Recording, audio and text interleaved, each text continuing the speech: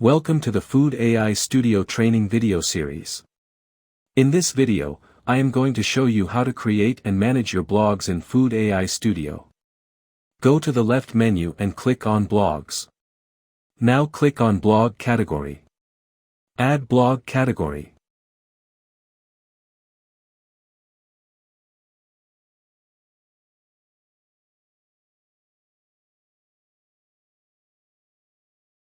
Now you can add a blog to your food site.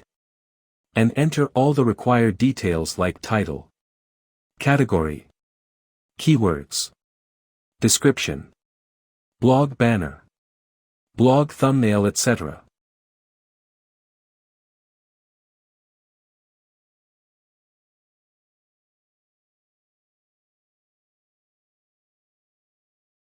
Click on Add Blogs and your blog will be added. You can manage your added blogs. Thanks for watching the video.